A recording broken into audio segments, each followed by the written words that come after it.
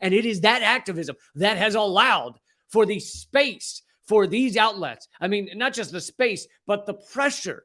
Israel's crimes never used to be discussed in mainstream media, completely forbidden.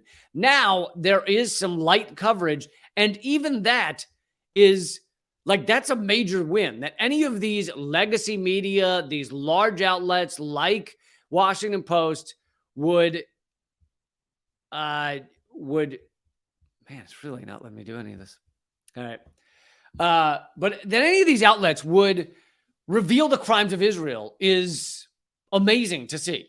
And it is thanks to the endless activism of thousands, if not millions of people around the world. I mean, I'd say those who support things like BDS, who support calling out Israel as the apartheid state it is, obviously goes into the millions around the world. And it is that activism that has allowed for the space for these outlets. I mean, not just the space, but the pressure that has forced these outlets to, at times, I'm not going to act like the Washington Post doesn't do tons of pro-Israel propaganda, but at times to actually reveal the crimes of Israel.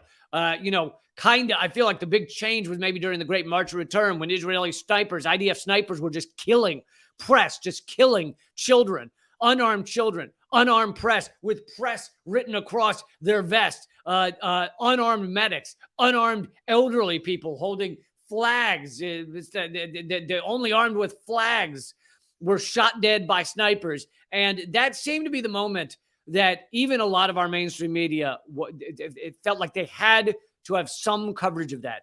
And this is a huge step. It is a huge step, obviously, in the right direction. It's way too slow. I will not argue otherwise. But I think that when these things happen, when you see these little tiny steps of change, when you see the Washington fucking Post, and I'm sorry, but it needs to be said, when you see the Washington Post actually have an article like this, Jesus Christ, can't even read the damn thing to you. Here it is. Israeli agents conducted a raid against militants in a civilian area, killing a child. Videos from a March 16th raid in Jenin show increasingly deadly tactics by Israeli officers. And the article contains a video reenactment of just how these Israeli, I'm assuming IDF, but maybe it was some other special group, but how the IDF went in and killed not just what they consider militants, who knows what it really was, but also killing innocent people. And this is the Washington Post covering this. Unbelievable to see.